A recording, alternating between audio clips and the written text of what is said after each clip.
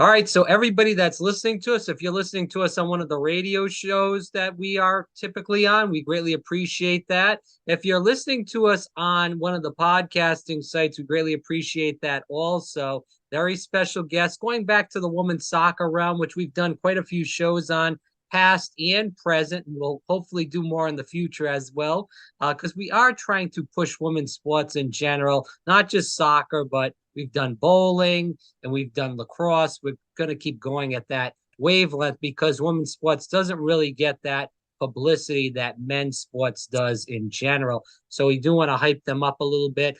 Darby Moore coming to us from, I believe, Maryland. But she'll tell me in just a moment. She was a former University of Maryland Terrapin from 2015 to 2019, played defender and also midfield, kind of switched back and forth, but she is on the program today, and we're very grateful to have her. Darby, thanks so much for coming on the program.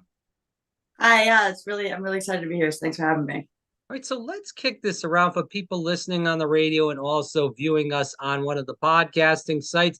Speak to us a little bit about how you fell in love with the game of soccer.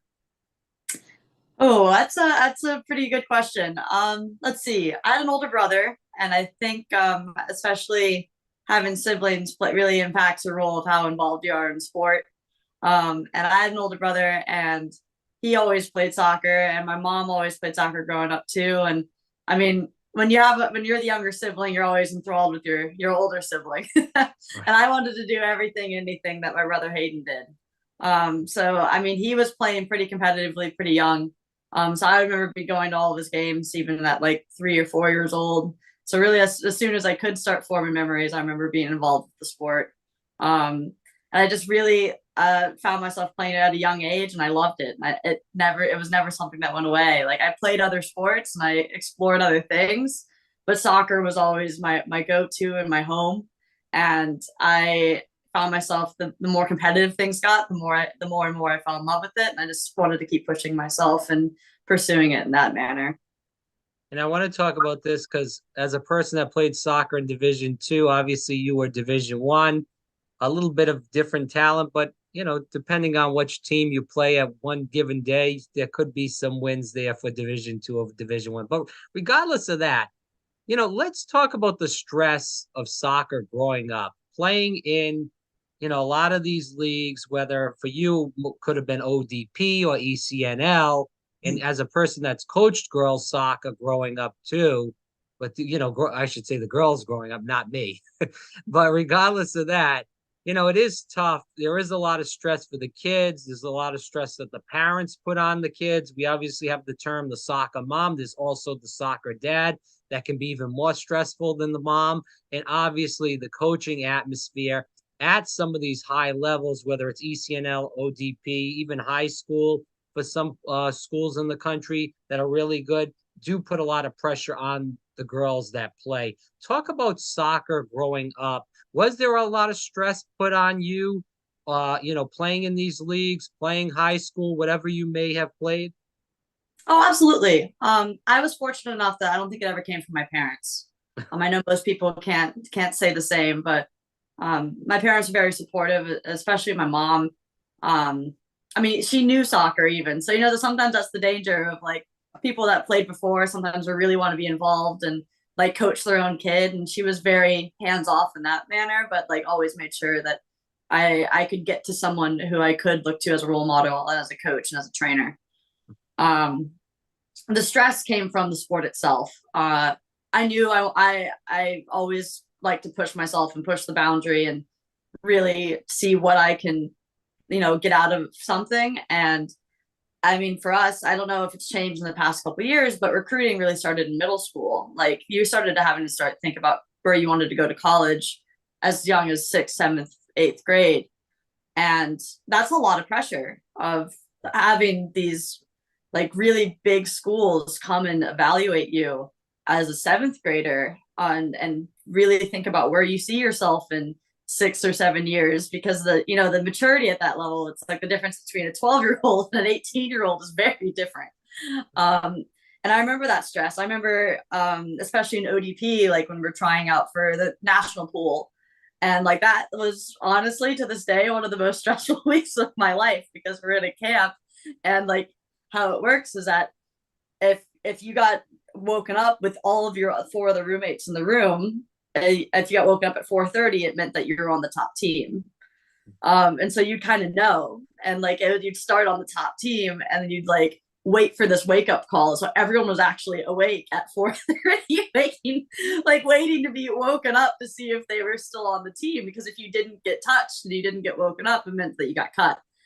And so it was stressful. I remember it was very stressful, but I'm really appreciative of it. I think it's really made me a mature adult, and I can handle like high stress scenarios. Like applying to anesthesiology right now to become a doctor in that regards, and I think like I was made for these moments because of soccer in that regard. So I'm thankful for it. I want to tap on this, and I've spoke to Rachel. For people that are listening that don't know Rachel's story, go back into the podcasting realm. Obviously, you can't go back to the radio because they don't save these interviews, but listen to those interviews because they do really go deep into this subject. And I kind of, since we're on this subject, just want to tap into this. Rachel did speak about her experiences at Wake Forest with the coaching staff there. I've spoke to a woman that played at University of Florida during 2020, 2021. After Becky Burley left, they had a coach there that used to coach at the University of Arizona, went to Florida.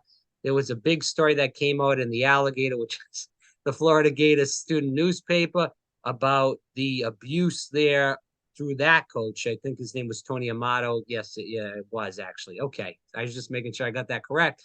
But regardless of that, there was a lot of verbal abuse, running the girls into the ground, making fun of their weight, a lot of issues where even some of the girls, from what I was told, were even spoke about even committing suicide. Have you ever been in that kind of realm where it was extremely that bad? Because you went through, I'm sure, many coaches through growing up, and even in college, you had a couple different coaches, and we'll talk about that in just a moment. Again, I think I was pretty fortunate in the coaches I interacted with. I mean, obviously, you're always going to run into someone you might not agree with, or might not always be the most professional sometimes. But I think that honestly speaks to a lot of jobs in life. For me, I think I was pretty lucky that I was ever in a truly toxic scenario. We definitely, even though I can always I speak so highly about all my coaches, especially at Maryland. But you do feel that pressure as a woman about like body image, and I'm thankful that it necessarily didn't really come from my main coach. We had multiple coaching changeovers while I was there. I don't know if you're aware of that as well. Right. Work with a lot of individuals, and I mean, you hear about stories from previous coaches about how body image was like a thing, or you even hear about it in other sports. Like I remember the women's gymnastics team, if they didn't have less than a 16.5% body fat, that the whole team would run. And, that's like, it's scary to hear that that's something that still exists, even when I'm not that far out of college. And I was grateful that we didn't have something like that. But, I do have a lot of people who were on teams that were on that kind of regard and were in that kind of toxic scenario. I don't know if it's appropriate for me to necessarily name drop them, because I think some of them are still active coaches. But I knew Rachel went full throttle, so it's totally up to you. I was recruited by Miami, and I knew Miami. I don't know if you know the story with that, but that was one of the schools I was heavily considering as well. And the Miami coach got fired as I was touring the school. So there's no paper trail that I was ever being recruited by there, but he got fired because he was abusive to the girls. And so it's one of those things that I would have had no idea. I would have been in that scenario. There's stories of him launching balls and punting balls at girls, and so it is. But I can speak highly of my coaches in that regard, of just being more there for us as people. Like Ray and Carrie Disney, she was one of my assistants. Manya, Yawande. I had a month of John Morgan, which, there were some, stories that came from him previously, but I only had positive interactions with him. But I can only speak from my personal experiences. Yeah, let's dive a little deeper into that, and then we will move on. But let's put the exclamation point with this, Darby, because there's mostly men coaching a lot of these Yep. college teams. Is Yep. that an issue? And my question is even to put the exclamation point on that question, because we have so many great women's soccer players, whether they're playing just women's college soccer or if they're playing professionally, it seems like they don't want to jump into the coaching pool, period. I mean, we have seen some good women's coaches, but for the most part, not really.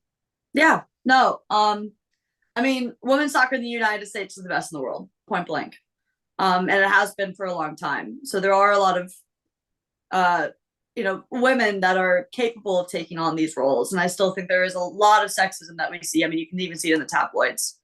I always had a male soccer coach, head coach. I was making sure I was fact checking myself. I always had a male soccer coach, head coach, my entire club and everything. It wasn't until I got to like regional team or soccer and at University of Maryland with one of my assistants were females. So that was my first time that I was interacting with a female assistant coach, and even then it wasn't a head coach. I know Maryland has a women's head coach now, which is nice to see. It's nice to see that change. But I don't necessarily think it's not like you can say as a problem with like if I had a male head coach that's a problem. But I think you can say it's a problem when you look at the entire statistic, and that's like still however many percentage of men. I think that speaks to the issue. I really enjoyed all of my male head coaches, and I think I learned a lot from them. But who's to say that a woman couldn't do that role? And in fact, I think they 100% could. And it's a problem when you look at it as an institutional level. And remind me of some of your other questions on that regard, because I could speak. I just wanted to, tap that off, and I agree with what you said. The issue, and we're not trying to go against men coaches. There's a lot of great men coaches. Virginia. I mean, the list goes on. Obviously, Florida State building that dynasty with Mark there for so many years. I mean, there's a lot of great women's coaches, but I don't want to dive deep into naming names. But regardless of that, there is a difference, obviously, biologically between a male and a female. Obviously, men don't have menstrual cycles, women do. I don't want to get too graphic into what's going on.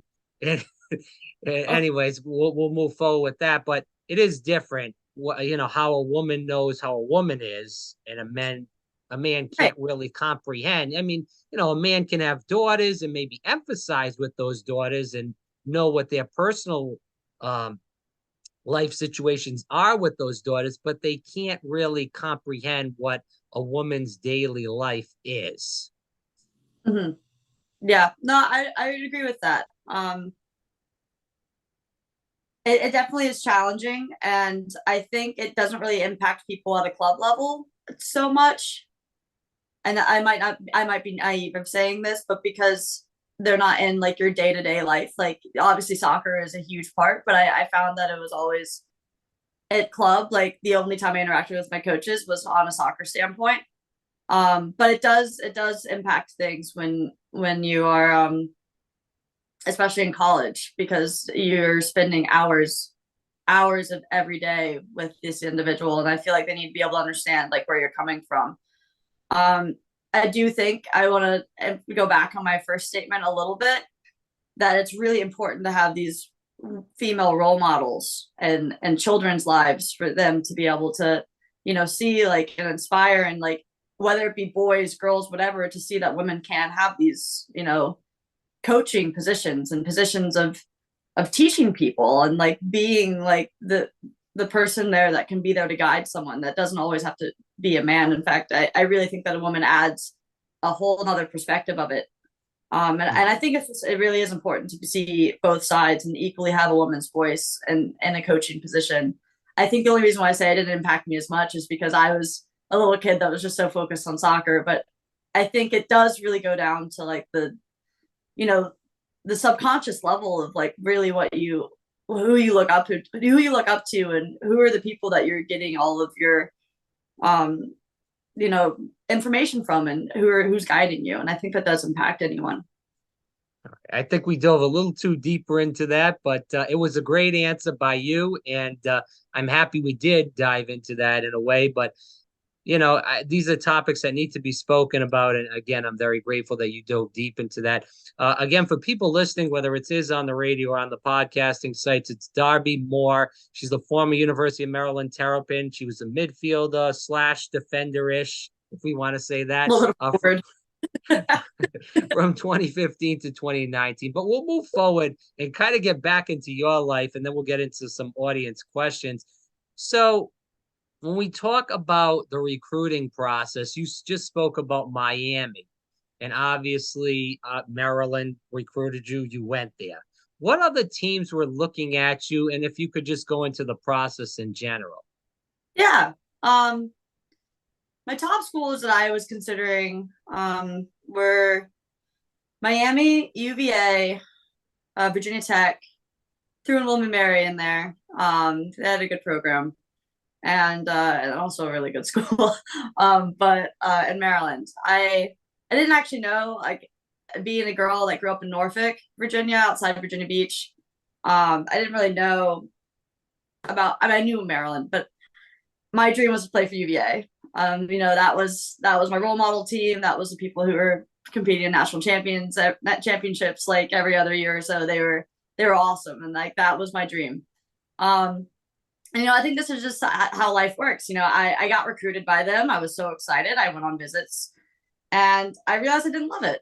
I didn't love the culture. I didn't really, love the school as much as I thought I would, and I was lucky enough that while it wasn't like this whole split decision making, I had one of my really close friends and old coaches.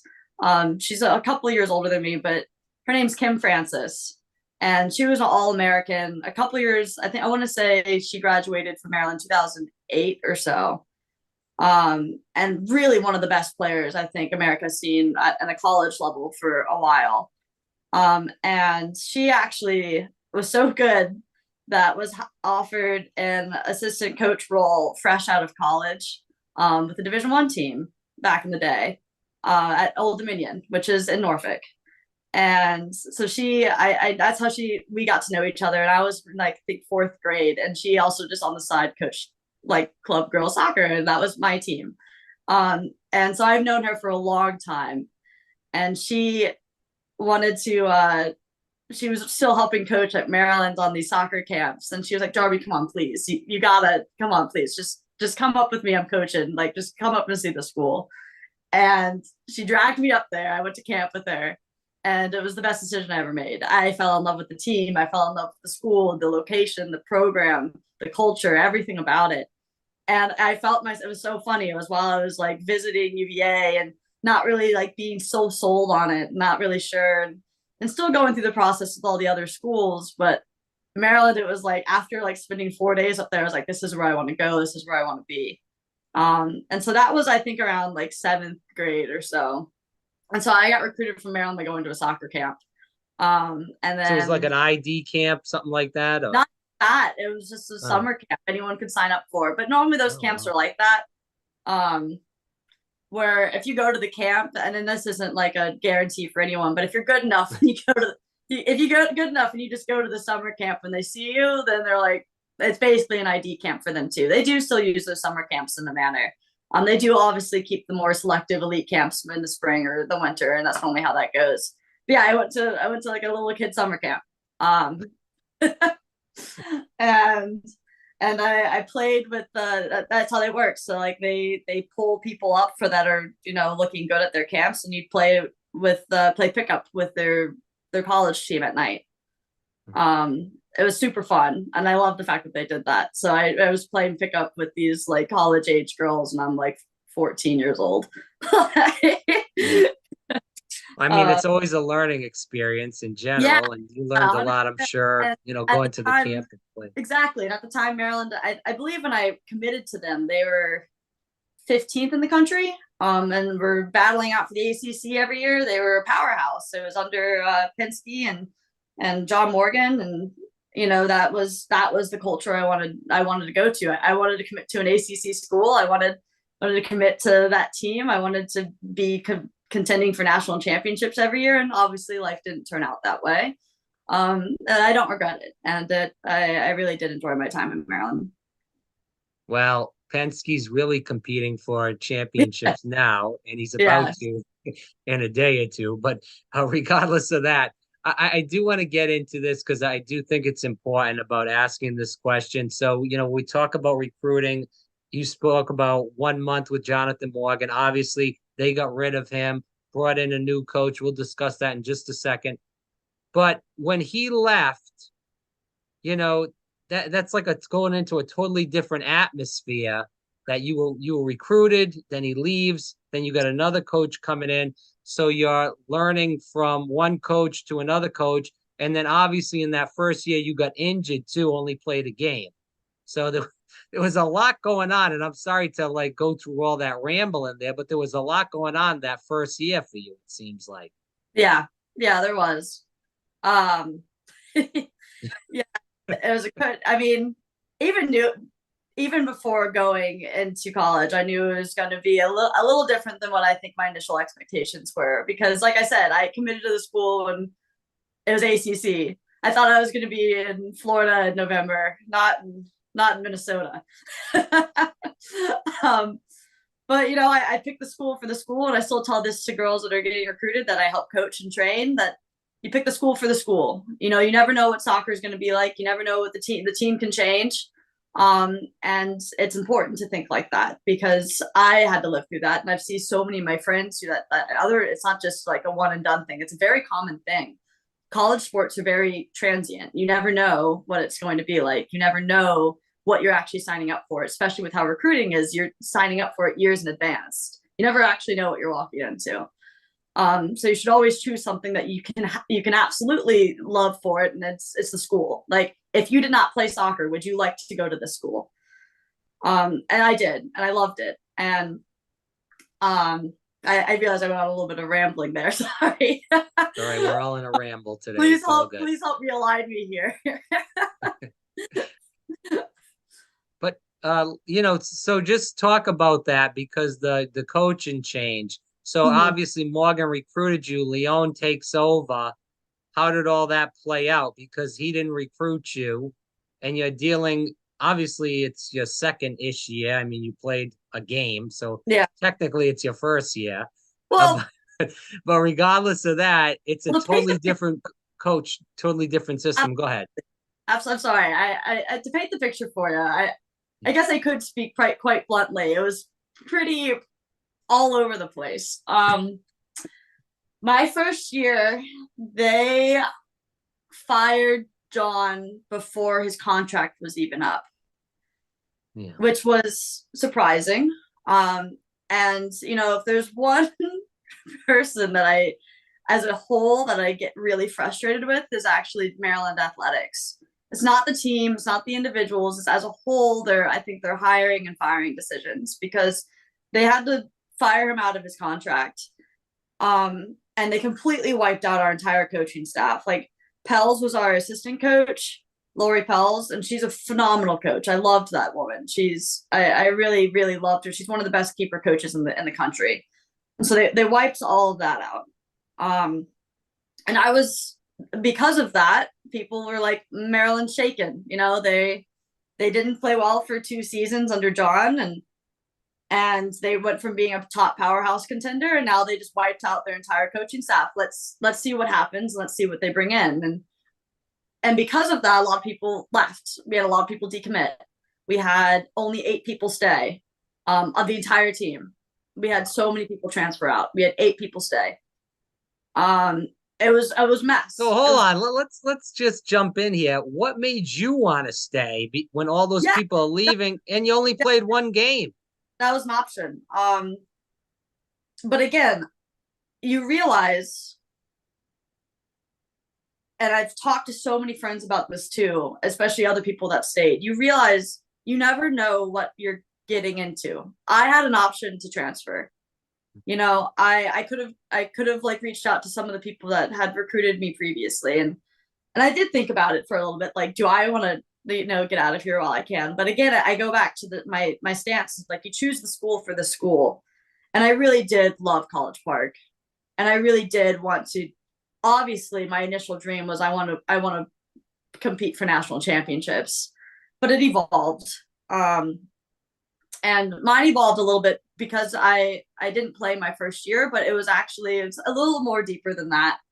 I had Lyme disease, which is I laugh about it Wow. now. Are you But it all took right them, now? Sorry to no, interrupt. I'm fine right now, but it took them, I want to say, 8 months to figure out. And And hold on, just to calibrate for the audience here. So you got Lyme disease while you yes, were injured during that whole time so frame or before? before, so as I was going into college, like I think 2 months before I was arriving for preseason, I Wow. started like numbness in my legs, like really bad weakness. I wasn't really able to like. I'm a very fit person. That's why I was actually able to be like, stand out. Is I'm extremely fast. I'm extremely quick. I'm extremely fit. I'm extremely stubborn, so I can run forever. Um, and I couldn't do that, and it was shocking. And it took months to figure out what was going on. Um, and so for me, in my head, it was more of a shit show too. And excuse my language of I didn't know if I was ever going to be able to play soccer because you take something that's like I can't play at a collegiate level and I can't warm up. And so I think it was like 17 minutes against Navy. It took every ounce of me to be able to play. Like I wanted to play. And it was one of our first games. I wanted to play so badly, but I was able to get a medical red shirt for that reason. And so my injury was my illness. And so that's why I didn't play my first year. And I was able to start playing again. I want to say like late spring was when I was able to start like working out again. So it was a long time of not being able to do something that I loved, which was also why first year was really crappy. But going back to your other question of yeah, there's 8 returners, and the 8 returners, they brought someone from each class to help decide who was going to be our next coach. And so we actually were part of the interview process and part of who we were looking at. We were looking at some like we were about to take on a coach from UCF, and I'm blanking on her name now. But she was a stronghold coach, had a phenomenal program, had been a head coach for a long time. We were looking at one of the Notre Dame coaches who had won a national championship with that program. Those were some of the people that we were looking at, and I don't want to. I guess I have to tread lightly just because I'm nervous. But Ray wasn't the program's first choice, but Ray became the program's first choice because Maryland Athletics didn't offer a competitive salary for the other coaches that we were looking at. I want to speak about the ACC as we keep going into this interview. Obviously, it's by far the best conference in the country. I mean, you look every year at the NCAA tournament for women's soccer, and there's at least 8 to even maybe sometimes 11 teams in that ACC coming into that women's college soccer tournament. And it's really incredible every year. As we see in the Final Four, there's at least, usually 1 or 2 teams that are always in the Final Four from the ACC. Sometimes it's 3, maybe it's even 4 sometimes. But regardless, this year, I believe it was only 2 with Clemson and who was Florida State, right? Yeah, that was it. Yeah, I think that was it. Anyways, regardless of that, can you talk about playing in the ACC and how tough it was every single night in league play against these women that were just kicking butt? And you would play a team probably at the bottom of the ACC, and if you put them in the Big East or the SEC, they would be either at the top or in the middle of the pack of that conference. Yep. So when I started, our team though was actually in the Big Ten. So Oh, when yeah, I that's right. first year we played in the Big Ten, and I mean, no fault to your own. It was like I was right close to the transition period. Okay. Um, Thank you for giving me grace. no, I'm serious. So, trust me, I committed thinking I was playing in the ACC, so I thought that's what I'd be doing. But even then, because of our location and being one of the starting ACC schools, we so often played these ACC teams, whether it be spring or or whatever. And like we played UVA, I think 2 or 3 times while I was at College Park. And um, but you know, it is one of the best conferences. But I think the I'm gonna try to say this off the top of my head. They call them the Power Five conferences, and I think all of those conferences can kind of really get involved. And I think there's the SEC, the ACC, the Big Ten, the Pac-12, and I think Yep. the big is it the Big 12 is the fifth one? I'm trying to say off the top Yeah, of I it, but think the Pac-12 is about to be defunct next year. I mean, it's I all know kind of a they're gonna game go now, but the Big Ten. It's like the Big 20 at this yeah, point. it's crazy. I don't know. The whole conference thing is crazy though. But I say all of this because my point is there is so much transition between the schools, and I still think that the ACC is absolutely 100% Oh yeah. one of the best, if not arguably like is still like the best conference. But I do think that especially like the back Pac-12 and the Big Ten put in a lot of contenders as well.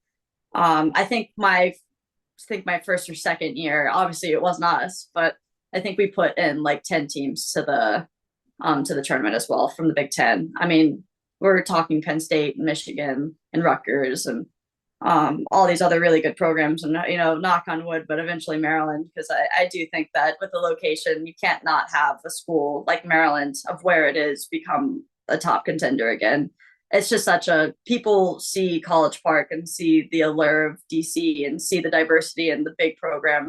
There's no way that it's not going to become another powerhouse again. It just has everything I think a college town is looking for. Um, Right. but yeah, I do think that it's just a different level of play. I've played ACC, I've played Big Ten, I've played some Pac-12 schools, and the Big Ten, it's more.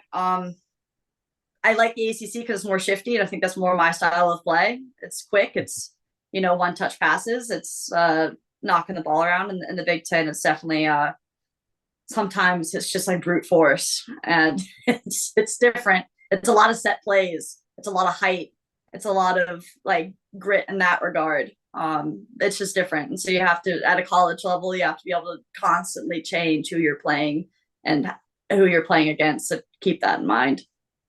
If you could talk to the audience, because we did get this a lot as far as an audience question of how the game has changed since you left it in 2019. Obviously, 2019 is not a huge long time from now, but it is, a little bit of time's passed since 2019. So just tell the audience a little bit about how the game of soccer, I should say, excuse me, has changed since 2019. Yeah. I think it's always changed for the better. I think each year that you give more women's sport, more support and more income and more, attention, you see it improve. And I think you can see that with how many of our, national team players are just getting younger and younger and younger again, but they're still holding strong with all of these, elite athletes. And I think the game has changed in a little bit of like, it's becoming more of a possibility for people to not necessarily go to college all 4 years. Maybe they play pro early. Maybe that was never something that was even talked about even when I was there. And now you're seeing it more and more often that these top players in the country that they're considering it. And I think that's actually really cool because it speaks to, I think, the level of, again, support towards women's professional sport. A lot of people when I was playing could have played professional, and it wasn't a feasible option too because there was no money into it. You wouldn't be getting paid at all. And I think now that is becoming more of a topic and a conversation that it means more support is being put into our sport, which is awesome. Greatest soccer memory, whether it was college or before that? Ooh, I think even though it wasn't like such a big game, um, I kind of went into like why our program struggled for a long time. It still is obviously struggling, but it was so much fun. My last year, and there's a couple of good moments between that too, but my 5th year, and we're playing at Rutgers. I think they I can't remember the record, but they hadn't lost their thing was they hadn't lost a home game in years. Mhm. And our team, we're just starting to knock down the doors again. We're just starting to like get back in there. And we actually competed in the Big Ten tournament, which was awesome too, to see some sort of change happen over my 5 years that I was at the program. But we beat Rutgers at home, and the way that that team did not know how to act, because they were they're competing for national. I think they went on that year, and if I can't remember if it was that year or the next year, they were the national championship. But that was something. That was I remember we were up 2-0 at half, and our team, we were in the locker room just feeling pretty good about ourselves. And we were like, "This is it. This is finally it." And we held on for the whole game too. And Wow. we were at Rutgers, and I remember we were just screaming in that locker room. It meant something to me, because that was I had stayed for the program to rebuild it, and I felt like that was the first one of the few things I got to see, like my own work into the program, what I could see. What's the best lesson that soccer's taught you? Resilience, without a doubt. Okay. You can't control a lot of things. You have to learn how to handle them and step back in and move forward from it. You can't think about the past and dwell on the past too much, and that speaks to outside of the actual field and in the game itself. You make a mistake, move on, get better, do better, improve. All right, we're going to hightail this into the audience questions. We did get a few audience questions about this, so I kind of combined it into one.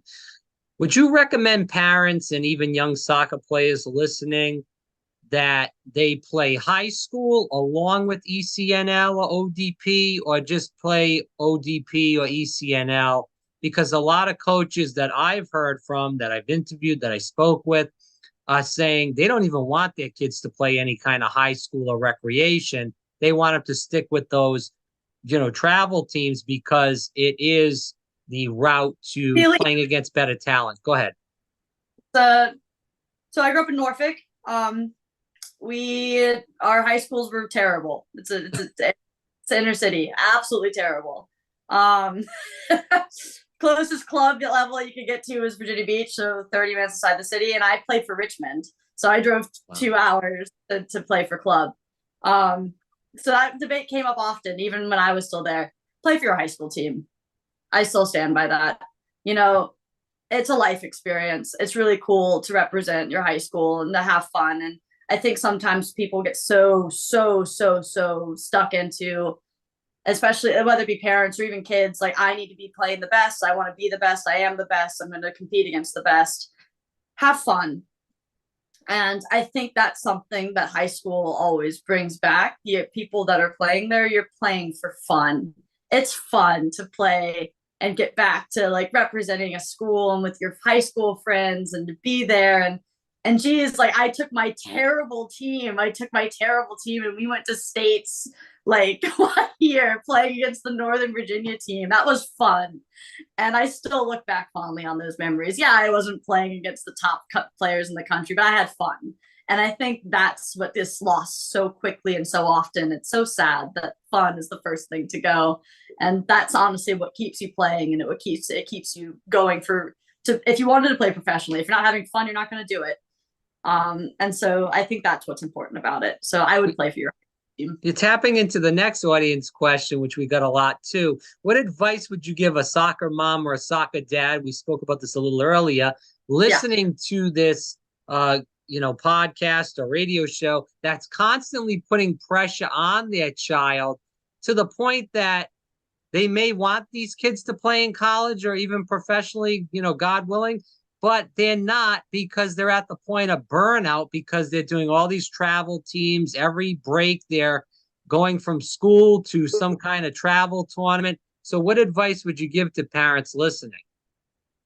I think every parent obviously comes from good intentions. They come from wanting the best for their child. But I think it really is hard that you have to take a step back and think, am I wanting what's best for my child, or am I wanting what's best for me? Because I think obviously they create this path that their kid's going to play collegiate sport, and they get so wrapped into it, but they're not really seeing what their child actually wants or needs. And again, I think it goes back to what I just said. Like, if a kid's not having fun, they're not going to do it. They're not going to do it at all. why would you? That'd be painful and brutal and terrible. And that's not what's going to carry you on into playing professional. And it has to be the kids' dream. It has to be what they want.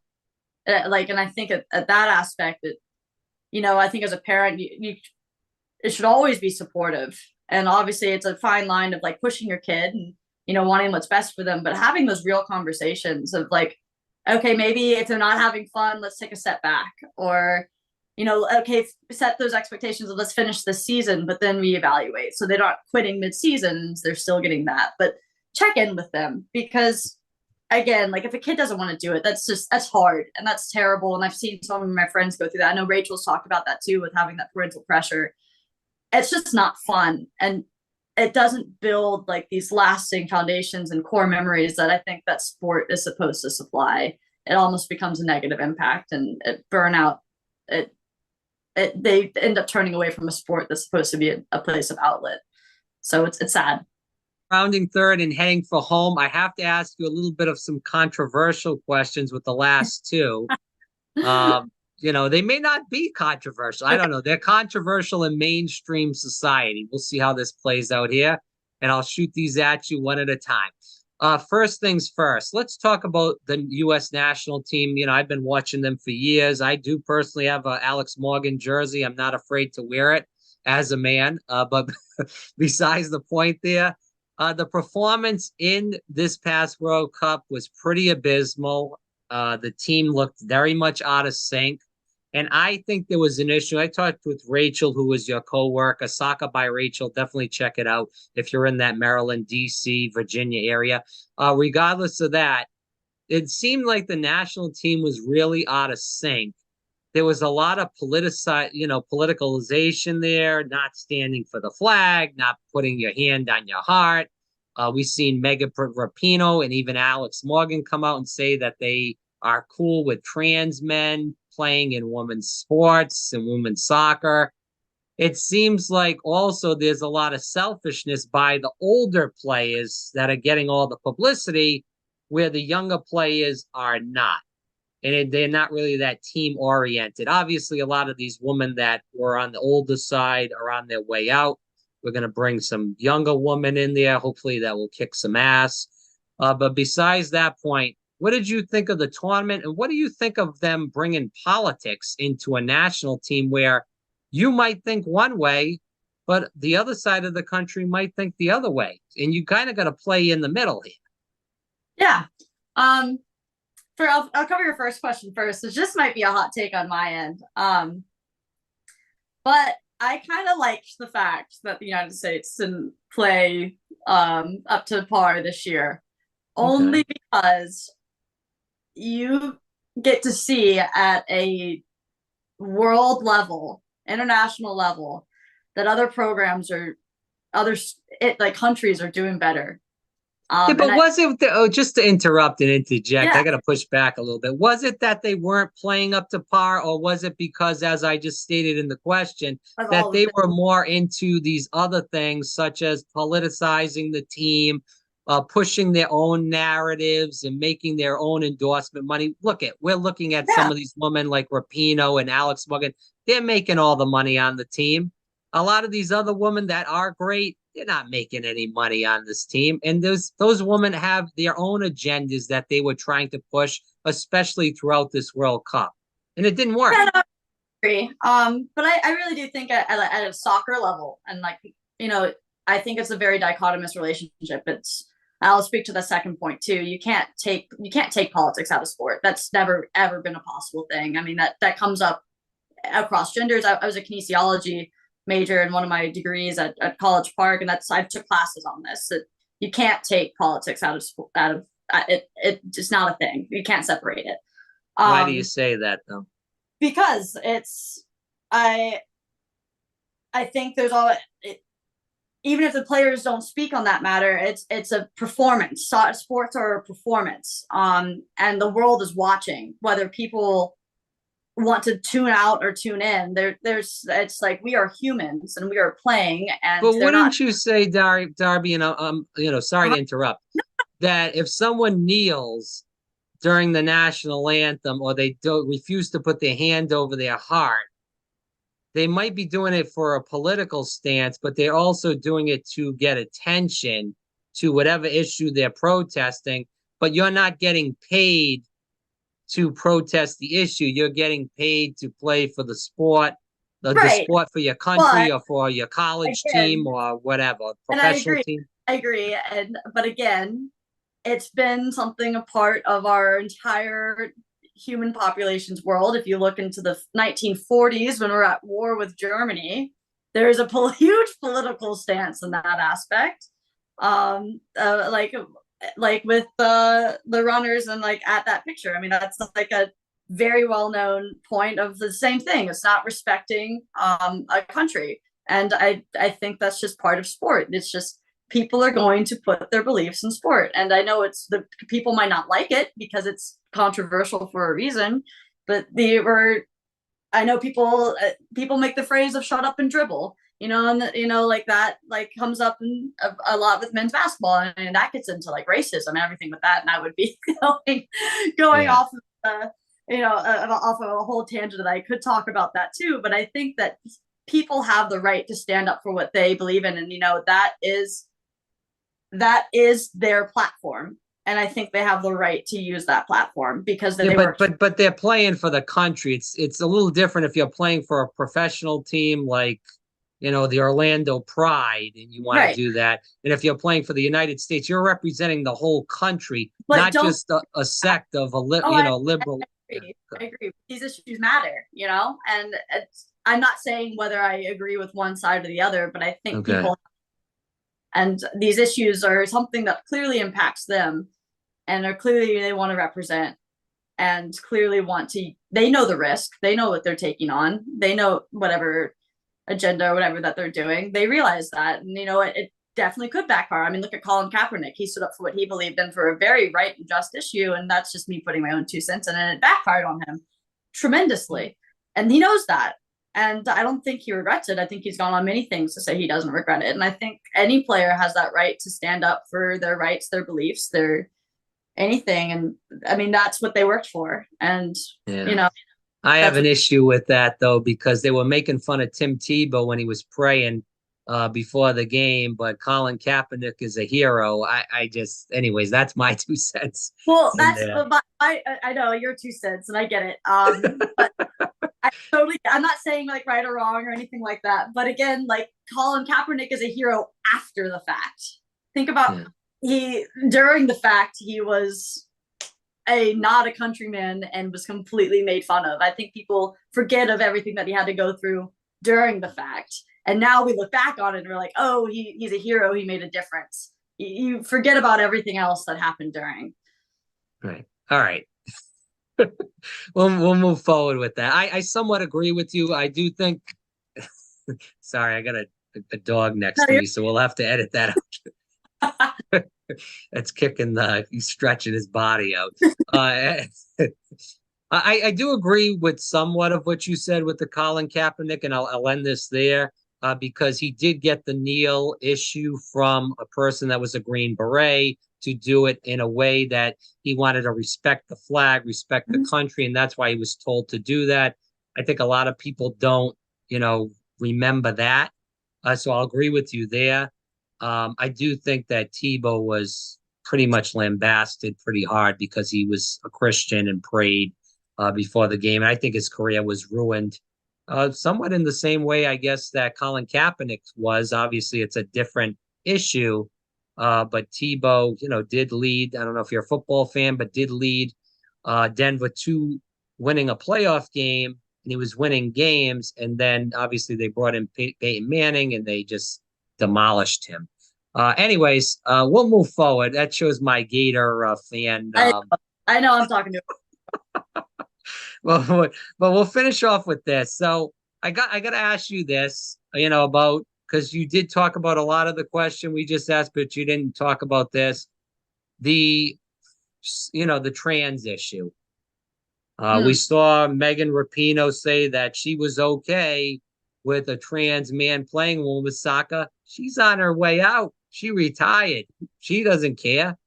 Alex Morgan, I believe, interjected the same talking points in. again, she's probably on her way out also. We've Yeah. seen that women are different, and we know this too. We haven't just seen it. We know this, that women are different than men in sports. You Yeah. know, you played? How would I you did. feel if you were playing against a guy that was 6'2" and he was just muscling you around? We've seen the women's team, the national team, play against a men's team. They got beat 13-0. And that Yeah. was only like half the game. I mean, come on, man. This isn't sexism. This is just truth. This is biology. This is standing up for women's sports. Go ahead. I, I so the come on, be truthful. I'm, Don't sugarcoat this, no, Darby. I know you're ready. not, I'm gonna be medically correct here though. All right. Oh boy. Uh, because again, I'm gonna be a physician in just a few months. All And right. I've studied a lot and talked about a lot, and I know it's a hard and I'm not gonna sugarcoat it. It's very challenging. Um, but I think it would shock the public of how there isn't a clear line. There is not a clear line between. Oh man. And there isn't, and like I'm not going to go into all the science behind it, the differences between men and women, but I think and there's a reason of it too. And I took another fun fact. Kinesiology was a great degree to take for sport at Maryland, but took another course on this in college as well. You look in the 90s with the Olympics and like trying to figure that out. They had to stop a lot of that testing for testosterone and chromosome testing, everything else, because they actually kept finding people that they didn't think would pop up in that regard, and how common it is to be quote unquote intersex or have these different changes and levels. And they had to stop it because it became so problematic that there is not a very clear and cut guideline between what makes a man and what makes a woman as we think of it today. It's not as simple of XY chromosome or not, because guess what? You can be XY but be missing an enzyme, and you're actually acting and progressing and have a hormonal chemical as a woman. And so hold on. If that's the case, why are we not seeing women that are transitioning into men playing in men's sports? Well, I don't know if I understand your question, but because again, I'm just saying that there isn't like that. There isn't a clear cut guideline there, and there never has been. And it's really hard. If you talk to any scientist or anyone who studies this, there's not something that is clearly defining a man and a woman, and that's what makes it challenging. Obviously, I can attest to the fact that it's a way that if I were to play against a men's league and a women's league, that there's difference in physical attributes and stuff like that. Right. That's what we're talking about, though. Not something scientifically that separates it. And that's the hard part. And so I think when it comes to like the intersex questions, I think I'm on the side of I would be okay with actually playing against someone who's trans, because honestly, man. I have played against people who are phenotypically women, and that phenotypically means presenting as, and have always been women. It's not like they're trans in that regard, but they actually have the hormone level of guys. And it goes back to, there's not a clear cut guideline. There isn't. You kind of lost me with the last point, but we can keep going forward. But I know. I'm sorry. I'm sorry. I am okay with that. And that I think it's hard for me to make that final conclusion, but at the end of the day, it isn't clear cut. And I think I only know that because of the years that I've spent studying. Right. I'll go with you there. I disagree. I don't think it should be allowed. I think there is a difference between men and women. I think there's height differences. I think there's, and just kind of to firm this up, and then we'll move on. I'll shut up.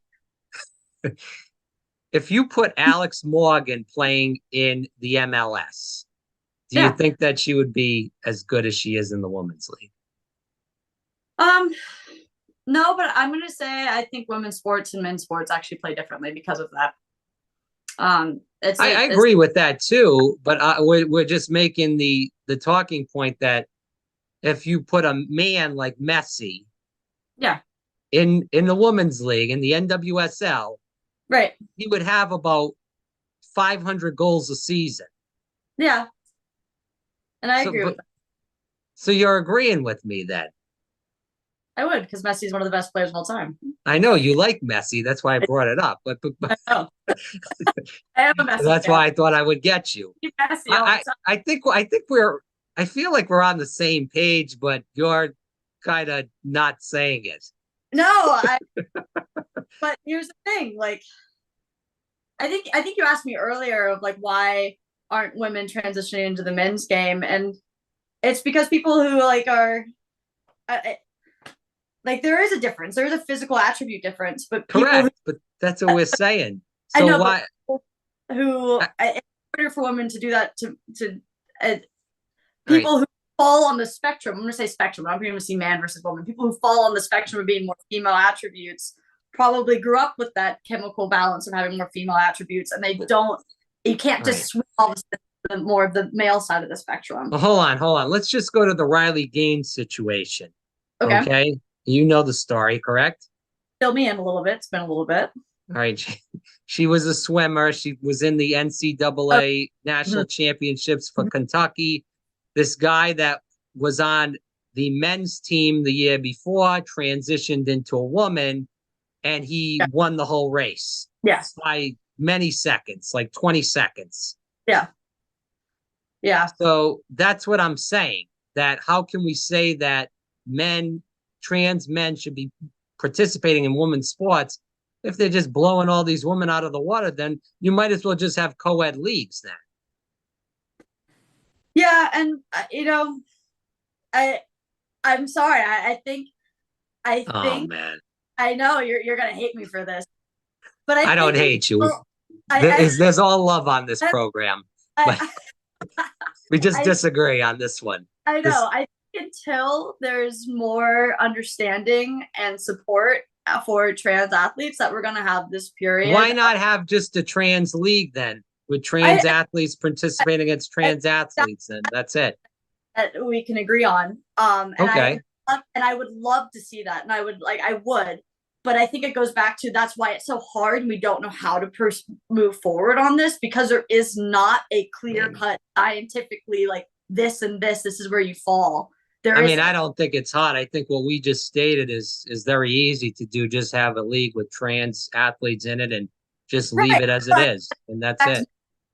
If we did that, and we actually started testing people who fell into the more female spectrum versus more male, you would be shocked Yeah, about how you're losing me in the medical I stuff, but you'd be shocked about how many people are intersex, and the world does not get that because why would we go and test that? Why would we go and test? Why would we go and go look into that without us trying to find some definition, diagnosis, or whatever? But you would be shocked.